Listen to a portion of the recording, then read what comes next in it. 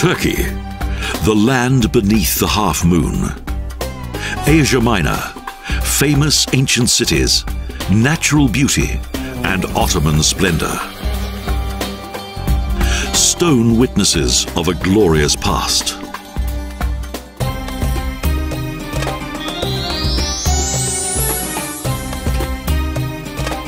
We begin our journey in Istanbul, golden gateway to the Orient. This city was once the center of the old world and still reflects 2.5 centuries of history. Today, this turbulent metropolis on the Bosphorus is Europe's connection with Asia Minor.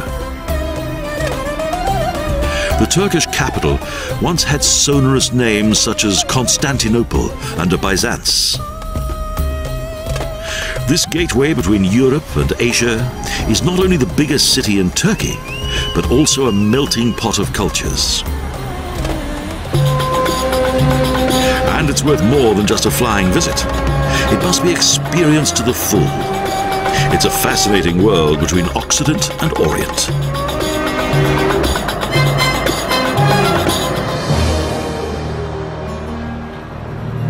Greek colony, Roman imperial city, and capital of the Ottoman Empire, Istanbul is full of colorful and dramatic history. Here, Oriental charm unites with a Western way of life. On the banks of the Bosphorus, next to the Galata Bridge, there's a great deal of fresh fish for sale. And following time-honored tradition, water sellers in colorful traditional costume offering drinking water for sale. On the opposite side of the Galata Bridge, on the banks of the Golden Horn, is the Yeni Cami Mosque, with a large number of domes and minarets built one on top of the other, plus a number of precious glass windows.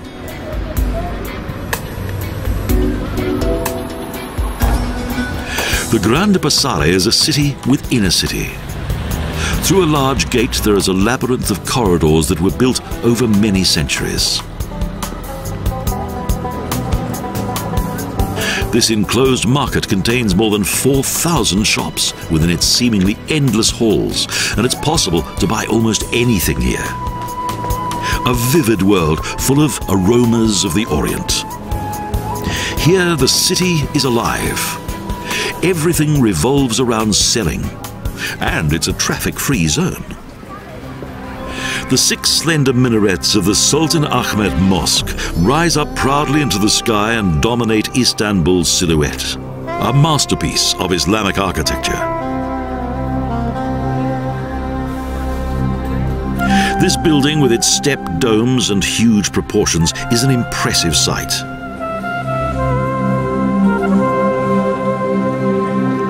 Its more popular name, the Blue Mosque, was derived from its covering of 21,000 valuable blue wall tiles from Iznik.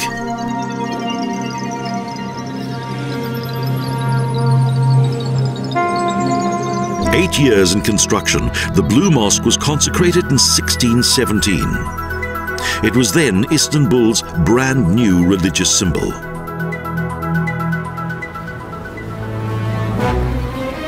Close by is another of the city's impressive landmarks, the Hagia Sophia.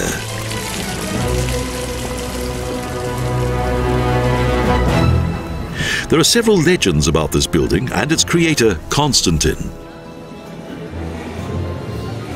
Its dome and walls were once covered with golden mosaics that made the building a unique historical monument.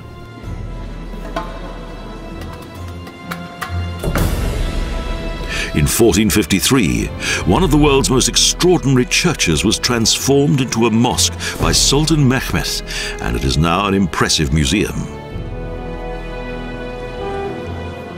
The oval dome is its center.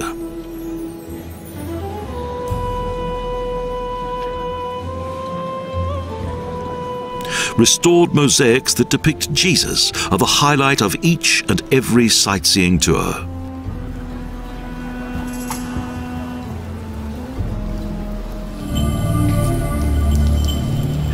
The Yerebatan cistern once provided Constantinople with its water supply. Emperor Justinian had this subterranean reservoir built. It contains 80,000 cubic meters of water. This mighty gate is the entrance to the splendid world of the Turkish sultans. Topkapi, the former center of power of the Ottoman Empire. The third court leads to the harem, the living quarters of the women and concubines. The amazing wealth of the Osman monarchs is still evident today, evidence of the power and influence of the sultans.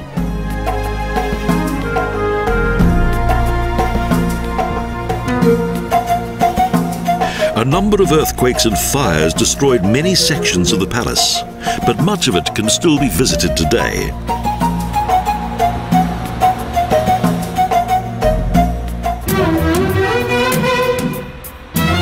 On the city's third hill and visible from all directions is the Süleymaniyye Camii, the most beautiful mosque in Istanbul and the city's largest Osmanic building complex. This aqueduct was most certainly in use prior to the Ottoman Empire, and it's one of the city's most impressive achievements.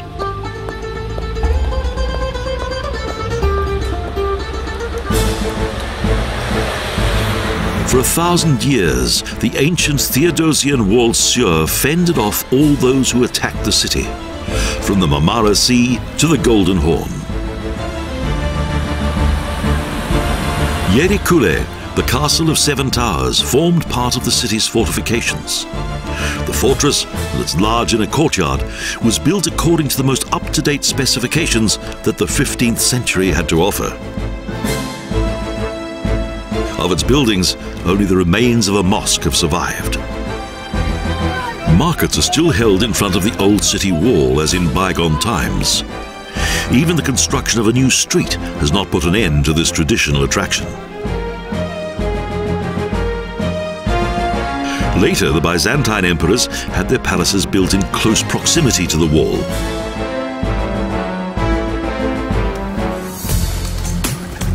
Beyond the city wall, at the end of the Golden Horn, is a destination for Islamic pilgrims. The mosque in the picturesque village of Eyüp contains the grave of the highly revered Abu Ayyub al-Ansari, the color-bearer of the Prophet Muhammad. Only after they've completed the customary washing ceremony are the men allowed to enter this religious place of pilgrimage. The religious connection to Allah's Prophet. On the magnificent banks of the Bosphorus, the Dolmabahce Palace shines out in all of its ancient splendor, solemnly guarded by a clock tower and a contingent of soldiers. Dolmabahce is the city's third largest sultan's palace. Istanbul's regal buildings are the most beautiful heritage of Osmanic architecture. The magnificent spacious entrance hall is similar to the architecture of the Paris Opera House, and its spacious high-ceilinged rooms indicate the power of the Sultan. In the middle of the 19th century, it was not considered to be fashionable to reside in the Topkapi Sarayı. Thus, Sultan Abdülmecit ordered the finest architects to build this new palace. They created beauty and splendor, the luxury of 1,001 nights. Sultan Abdülmecit had a mosque built on the European side of the Bosphorus. It was built on the banks so that he could approach the mosque by boat. Today, there's a new community center here. High above the narrower section of the Bosphorus is the mighty fortified complex of Rumeli Hisari, the river's former military checkpoint. But after the fall of Constantinople, the fortress lost its strategic importance. Istanbul is still a melting pot of culture and religion, with a captivating allure and an atmosphere of exotic mystique.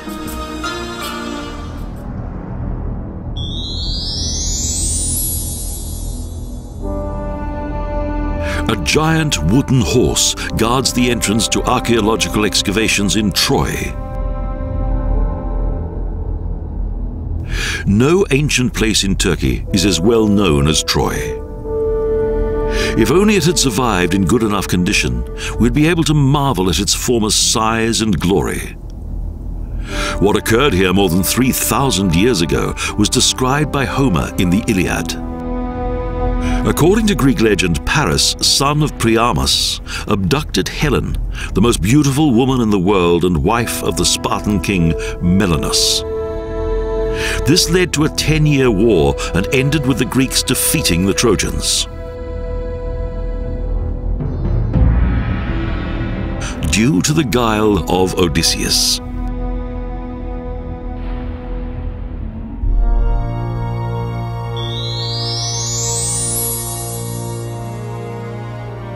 Near to the west coast of Turkey, situated between Troy and Ephesus and set in all its glory, is one of the most famous and well-preserved ancient cities of this region, Pergamon.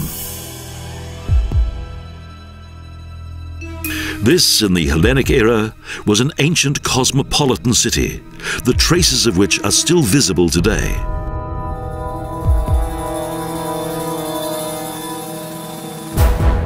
After the death of Alexander the Great, his former general and battle companion Lysimachos ruled over Western Asia Minor as King of Thrace.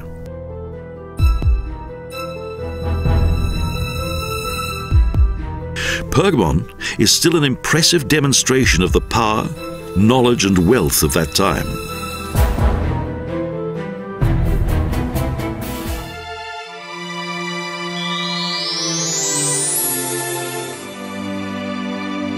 Further south, just inland of the Mediterranean coast, is the ruined city of Ephesus.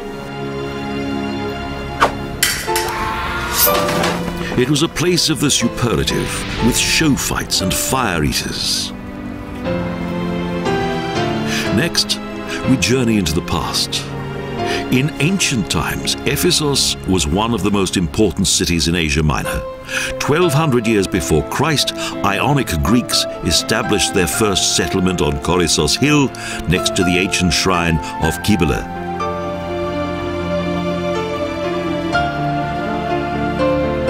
Nevertheless, today, sufficient structures have survived to provide a good impression of what it was like to live here 2,000 years ago.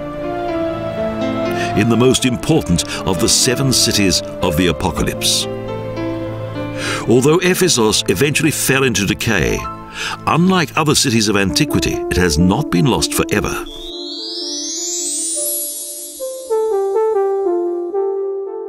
In the highlands of western Turkey is the ancient city of Hierapolis, above the famous terraces of Pamukkale.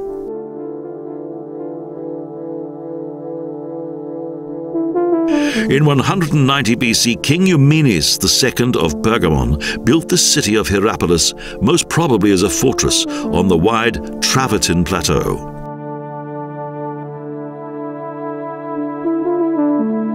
In 133 BC, the city became ruled by Rome, and following powerful earthquake was rebuilt both upwards and outwards with theatres, temples and other splendid buildings. Next followed the high season of Hierapolis, and through its healing thermal waters it became a popular spa. It was also used as a health spa by the Romans.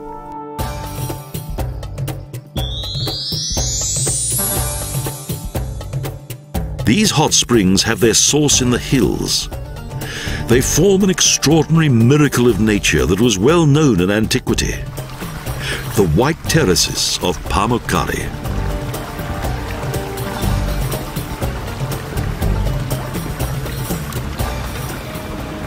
In summer, the water glimmers turquoise, and in winter clouds of steam rise from the pools to produce the effect of a frozen waterfall.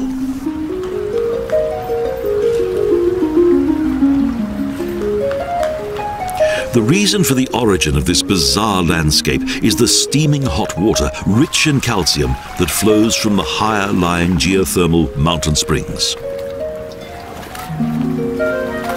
In this famous spring pool of ancient times, it is still possible to bathe in holy water.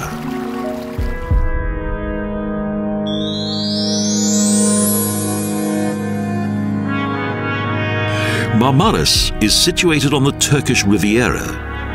It was well protected by a medieval fortress.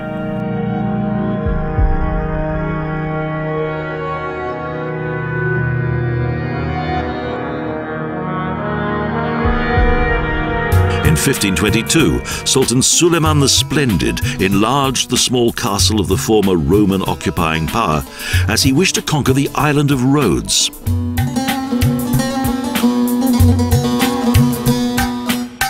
In front of the fortress is a new marina that provides moorings for around 600 boats.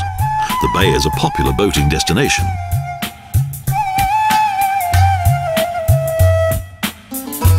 Marmaris is often compared with the Côte d'Azur.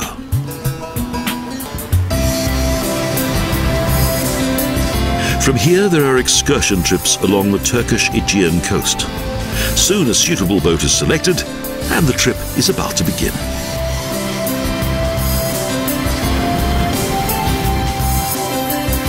The blue coastline features several bays, and the sun shines almost all of the time, just like paradise.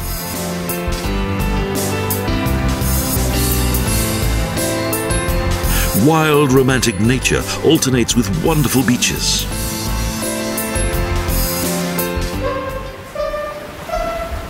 We stop and can dive and swim in the crystal clear water close to the rocky shore.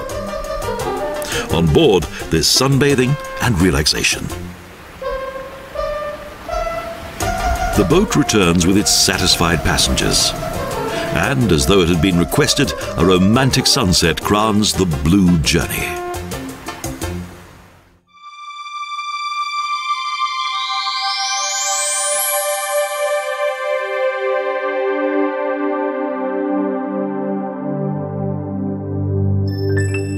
Further south on the Lycian coast is Fethiye. Within a steep rock wall above the town are graves that date back to the 6th to the 4th centuries BC. The Lycians believed that bird demons carried the dead to heaven, and the grave was meant to resemble the former home of the deceased. This wonderful natural beach and its crystal clear water and hidden bays is one of the most beautiful in the world. Therefore, it's hardly surprising that this region is now one of Turkey's most popular tourist destinations.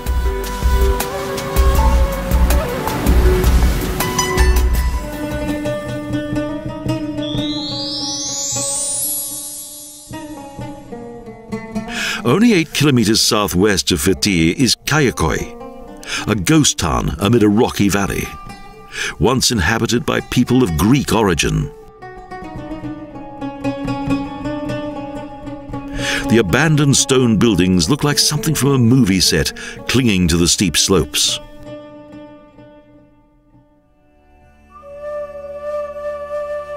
After the First World War, the Greeks had to leave the town in order to fulfill the Lausanne Treaty.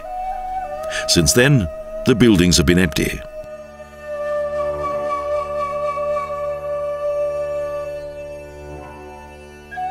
With its almost 3,500 ruined buildings, Kayaköy has become a museum village and has been designated as a protected monument by UNESCO.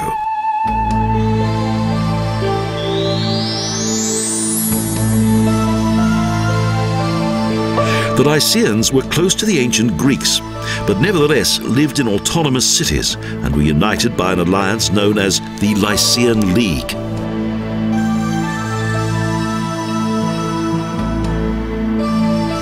Together they shared a shrine, the Letoon of Xanthos, with the mother god Leto as the main deity.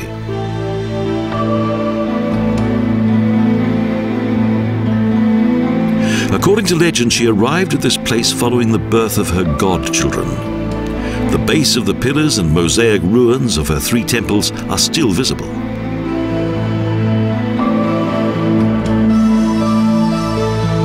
The The astonishing legacy of this ancient people is its tombs, and a Roman theatre was built in the middle of the Lycian necropolis.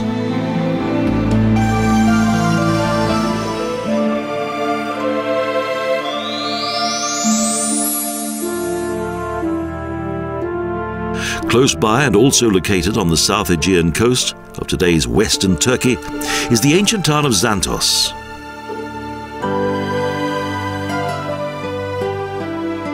The ruins are the result of a transient history with evidence to suggest Lycian, Hellenic, Roman and Byzantine origin.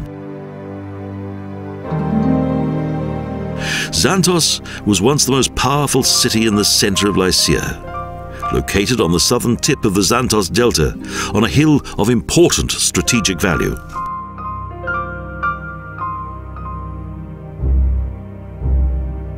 In 43 AD, the independent Lycia became part of the Roman province of Lycia, but the myth of Xanthos remained.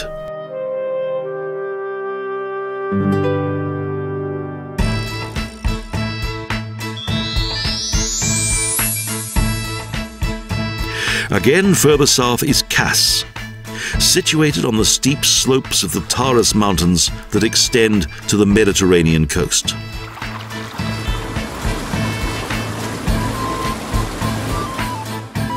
This former fishing village has been spared from mass tourism and has managed to retain its natural atmosphere with narrow alleys and buildings with wooden balconies.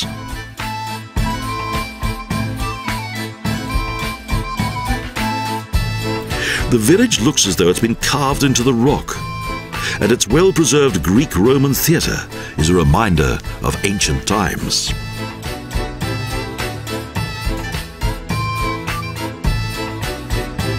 Along with its walls, the coast is popular with bathers.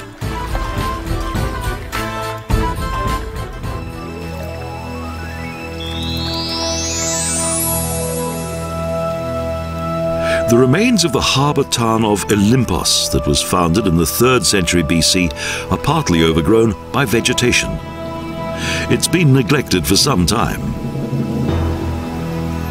A huge temple gate is still recognizable, but nature has reclaimed most of the town. A tranquil scene.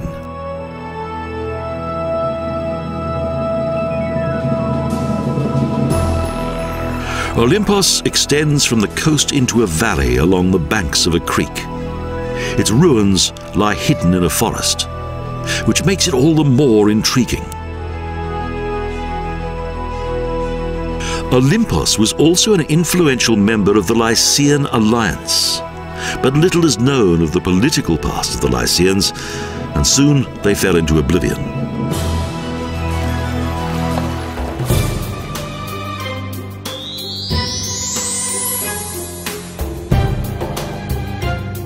Antalya is the main entrance to the Turkish Riviera. It was founded in 158 BC by King Attilos II of Pergamon and was an important harbour. Antalya has had a checkered history. Various rulers attacked the town while struggling for power. In Byzantine times, it was a centre of Christianity.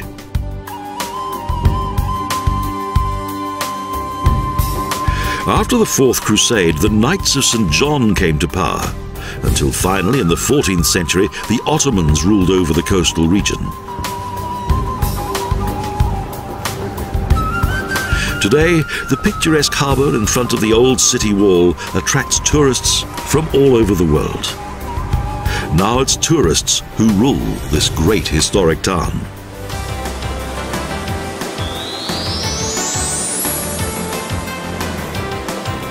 Close to Antalya are various waterfalls in various sections. The Kursunlu waterfall is particularly impressive. Secure wooden pathways lead through the area and make it possible to approach the waterfalls at close quarters. The view is quite magnificent. Water comes from everywhere and then flows as one until it is again divided and plunges down to the next level.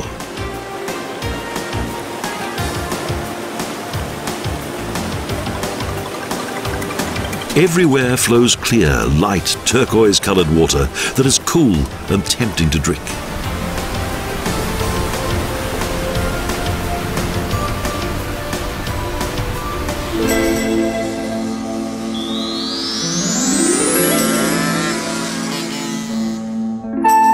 Close to the waterfalls is the town of Perga, where near to the Roman theatre are several stone artifacts.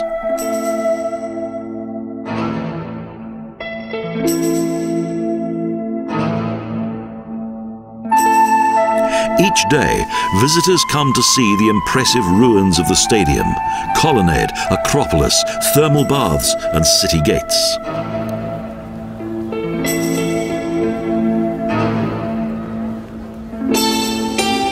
The Agora, the town's market square and meeting place, has been reconstructed by archaeologists.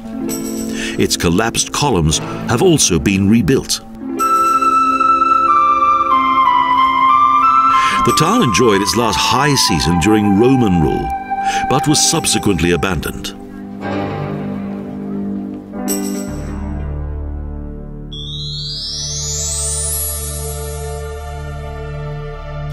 Side is also a popular Turkish Riviera resort. It has a history spanning 3,500 years.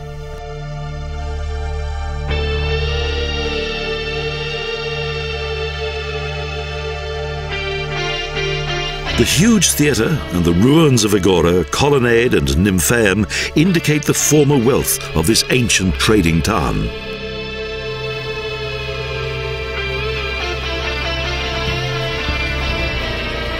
Side also had its economic high season while under Roman rule.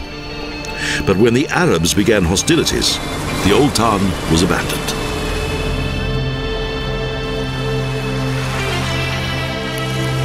The ruins are situated on the beach, on which camels wait patiently for their next passengers.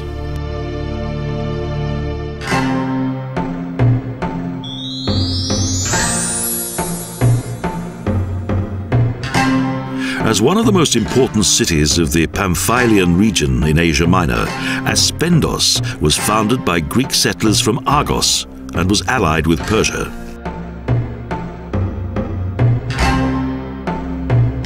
It was conquered by Alexander the Great, followed by Pergamon, and finally Rome. However, the city's shining history eventually came to an end when the river silted up. The city's present-day fame is due to a splendid building that was built under the rule of the Emperor Antonius Pius, the most well-preserved theatre in Asia Minor.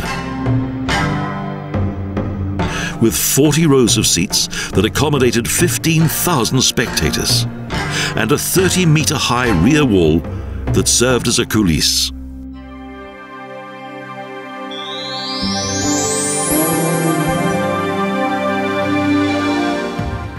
In central Anatolia, within the heart of Turkey, is a remarkable and captivating landscape: Cappadocia.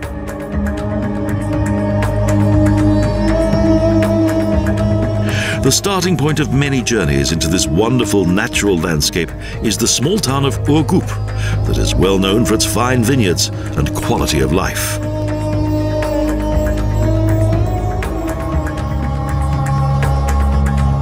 In the nearby village of Kavusin are the remains of several old buildings, the result of the great earthquake of 1939.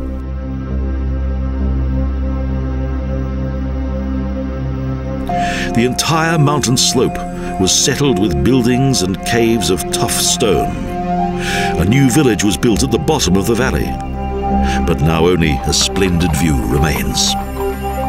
Prior to the arrival of the settlers, monks carved the soft, tough rock and created the famous rock churches.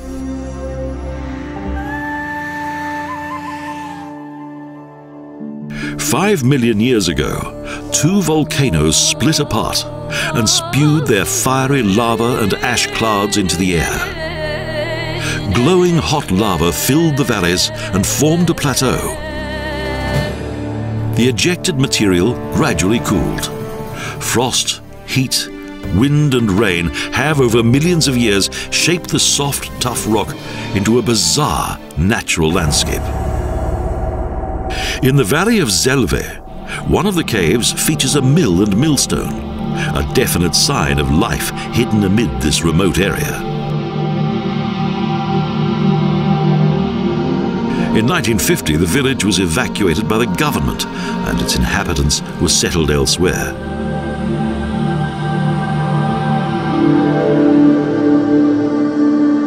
It was far too dangerous to live here. The most practical way in which to explore this area is on horseback. The Valley of Monks is known for some of the largest and most beautiful fairy chimneys in Cappadocia. And after a short time, the first stone giants come into view.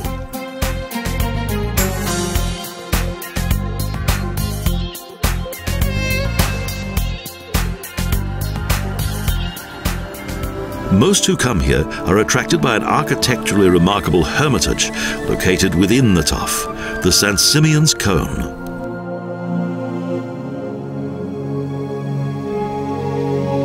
In the late afternoon, when the setting sun bathes the tough stone in a warm glow, the fantastic rock formations in the Valley of Roses are at their most beautiful.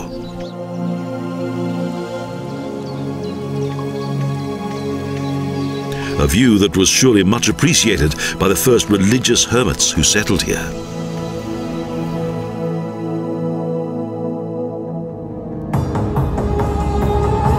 Sufism is common in Cappadocia, and dancing dervishes practice their mystique ritual here. Chosen believers whirl round and transport themselves into an ecstatic, trance-like condition in order to receive divine favor. In the 13th century, the mystic and philosopher Hacı Bektaş came from Persia over Mecca to this place and founded the Bektashi Dervish order. His grave is highly revered. He preached a sensitive variation of Islam, with equal status given to men and women, human kindness, tolerance, and divine love. Görem is one of the oldest settlements in this area. Today, some of its inhabitants live in rock buildings and use rock chambers for storage. For the older village inhabitants, the way of life here has hardly changed, although tourism has inevitably made its mark.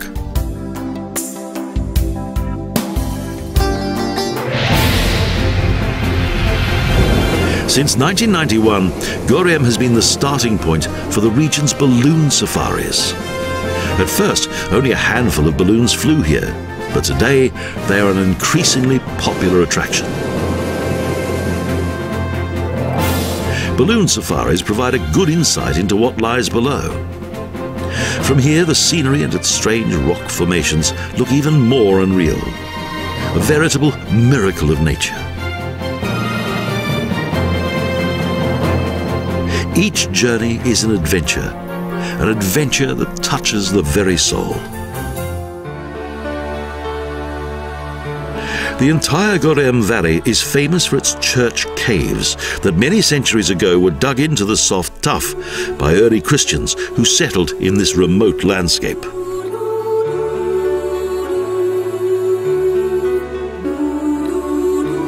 In the 4th century, a Greek Orthodox place of pilgrimage developed here under the influence of Byzantine monks. Various priests, hermits and nuns founded monasteries. At the upper end of the valley is the Karanik Church and its magnificent biblical frescoes. And also the Tokali Church, the largest rock-built church of this region. Sword Valley, Guraderi Varisi, also contained human settlements, but today it is grazing horses that pervade the scene, much to the surprise of the visitors. Settlers, including Christians, built churches inside the tough rock. Collapsed external walls allow a glimpse into the past. These early Christian caves were once well camouflaged, with very subtle entrances. Ukhizar is famous for its castle mountain. This fortress is a complex of two huge rocks that were carved out to provide shelter. The steep slope below contains many tough houses that replaced the original cave dwellings that were located on the other side.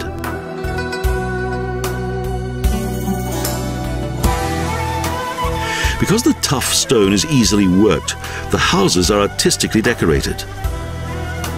Ascending the fortress is a wonderful adventure, and the view is fabulous. The Turks love music and dance. They have rhythm in their blood. Traditional dances progress in a circle that emphasizes harmony. Women often wear veils and large trousers, influenced by the Ottoman tradition. The men like to dance acrobatically.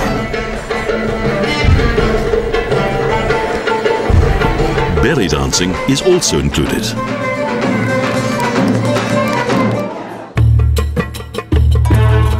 The buildings of Mustafa Pasha differ in architecture and appearance from those that are typical of this region. Both architecture and decoration are of fine quality. The striking difference is easily explained. During the Ottoman Empire, Greek Christians settled here. Later came the Turks, but they destroyed both the domestic buildings and the churches.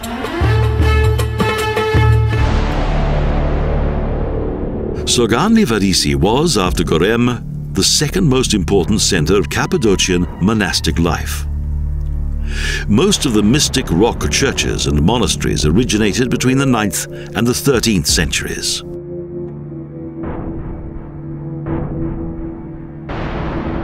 From within this surreal, fissured landscape, unexpected treasures of Christian Byzantine art are to be found.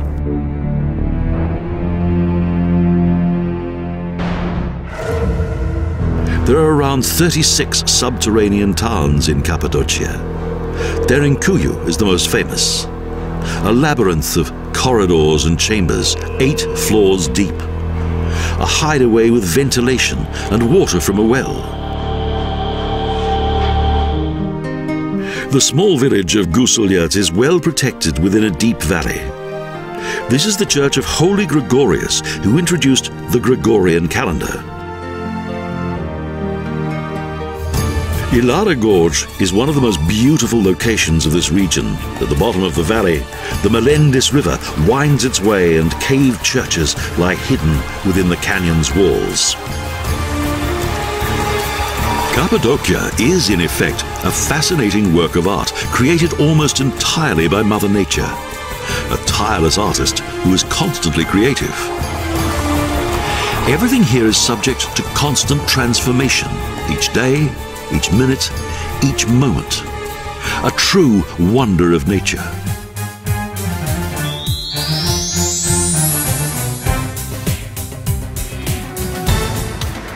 Ankara, capital of the Republic of Turkey, this once Anatolian provincial backwater, is today one of the country's most modern cities. A vibrant world metropolis. In a northerly direction and situated on a hill, its splendor can be seen from afar. The biggest mosque in Turkey, Kocatepe Camii. The Kocatepe Mosque is both a symbol of the devoutness of the Turkish people, as well as being an important center of communication for the entire city.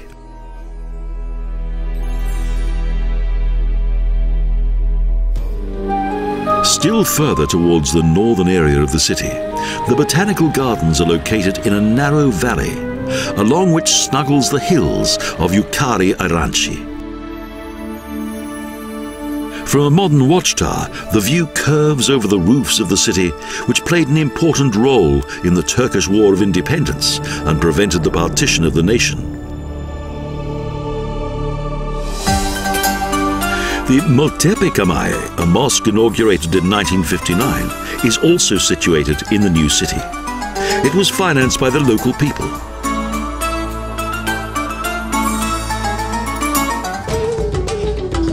Ankara's old town is overlooked by a castle mound upon which the city's citadel extends above the pinnacle.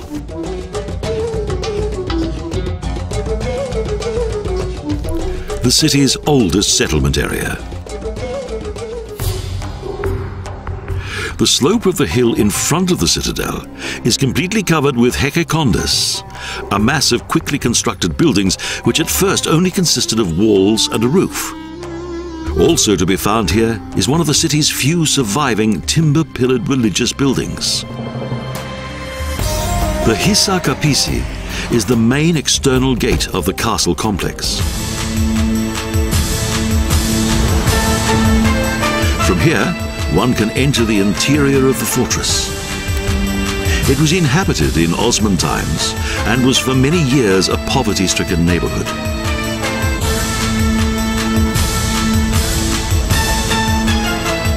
From the main castle, as soon becomes apparent, this place was chosen for its marvelous strategic location, an invincible structure from which to defend the city.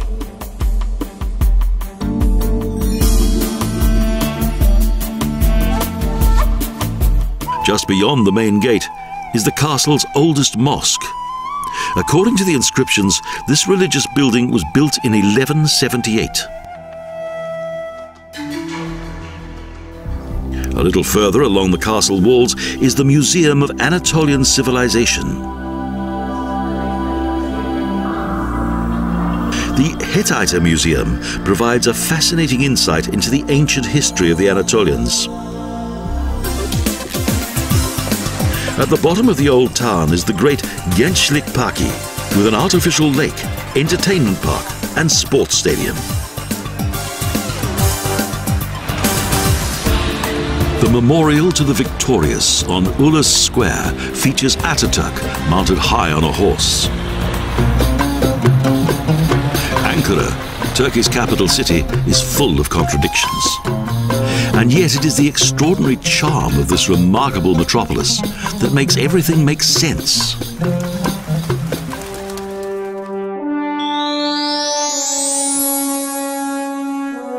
Around 150 kilometers east of the Turkish capital of Ankara, in the highlands of Anatolia, was the heart of the once powerful Hittite Empire.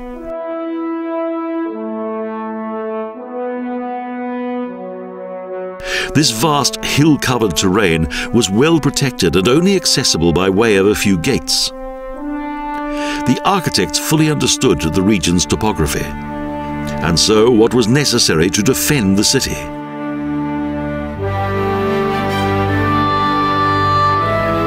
Hattusas originated in around 1600 BC. The Hittite Empire stretched across Anatolia and the northern part of what is now Syria. Based on the demands of Labana Hattusili I, expansion politics led from here in a southerly direction.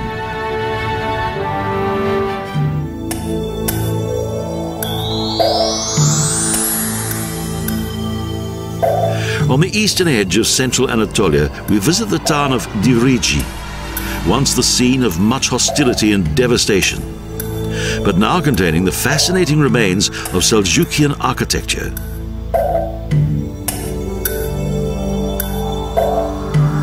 The old mosque and adjoining hospital was built in 1228 at the command of Emir Ahmed Shah, and it's a World Heritage Site.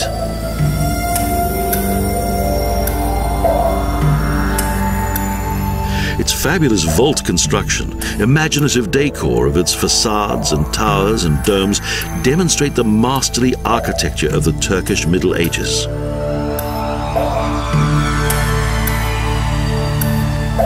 Today, the town's economy is derived from the mining of iron ore.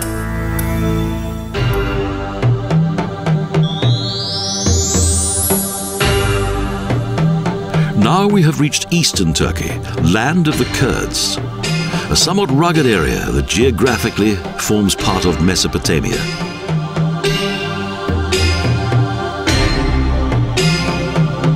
In the high rock walls, there are many caves that date back to ancient times, but that today are unused.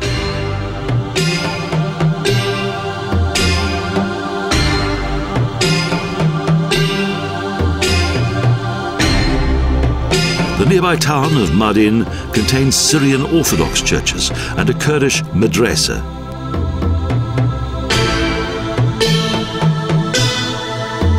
In the Middle Ages, there were 4 bishop seats and 80 monasteries here. And Midyat was then considered to be as important as Mount Athos of the Syrian Orthodox religion.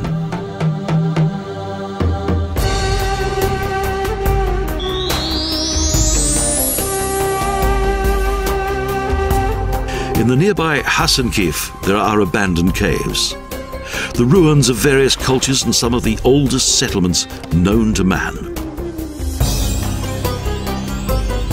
The picturesque town of Hasankeyf lies on the river Tigris.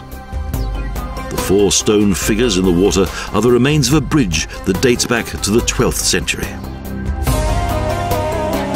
The Romans founded a border post here that became the capital of the Kurd Artukid dynasty. Later followed the Mongols and the Ottomans.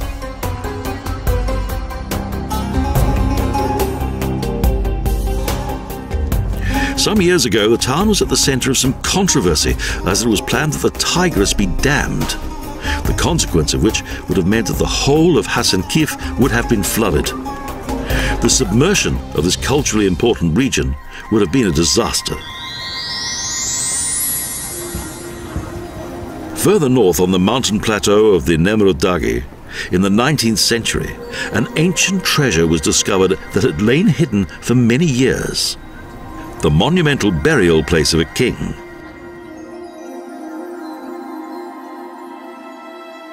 In the 1st century BC, at more than 2,000 meters above sea level, King Antiochus of Commagene had a tomb complex here and surrounded it with the images of various animal deities. The religion founded by the king was meant to unite both Persian and Greek mythology, with him as a god. This place was to serve as his heavenly throne. A large monument of an insignificant king who believed himself to be immortal.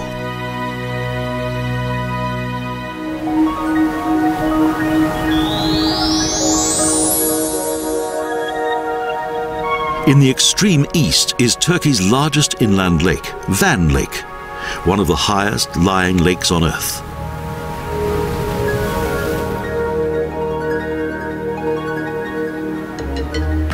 On Akdamar Island, the Holy Cross Church was built, whose architecture is based on a design that was developed in Armenia several centuries ago.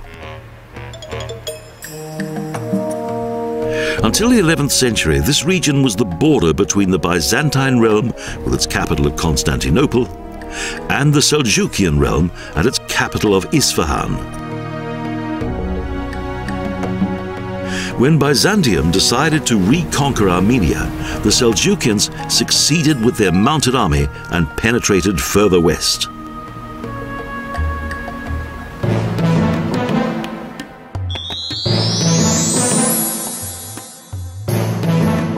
Next we travel north along the eastern border region to Armenia and to the ruined town of Ani that had its high season under the rule of the Bagratidin dynasty. The former Armenian capital is situated on a plateau surrounded by a deep canyon in which the Akurian River flows. This marks the border. Ani was called the town of 1101 churches, but only a few survived various hostilities and earthquakes. Those that remain are not in good condition. The cathedral has lost part of its roof, but the rest is in good repair. Over the course of time, this sacred building was transformed into a mosque, and then reverted to being a Christian church.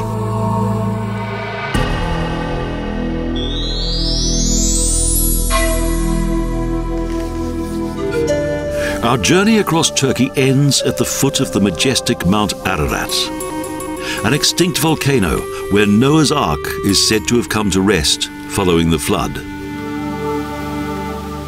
Glaciers crown the mountain's summit. Located at the foot of Ararat, Dogobayazit is the final large town on the main route to the nearby Iranian frontier. The Ishak Pasa Palace lies on an ancient caravan route. Dogobayazit is a lively town that makes its living from both transport and smuggling. Its thousands of years of history is well documented in the museum. Seljukans and Ottomans were just part of the story. Turkey, a country of many faces, with fairy tale-like mosques and palaces, legendary ancient cities and fascinating landscapes. A link between Asia and Europe, between East and West. The historic bridge between both Orient and Occident.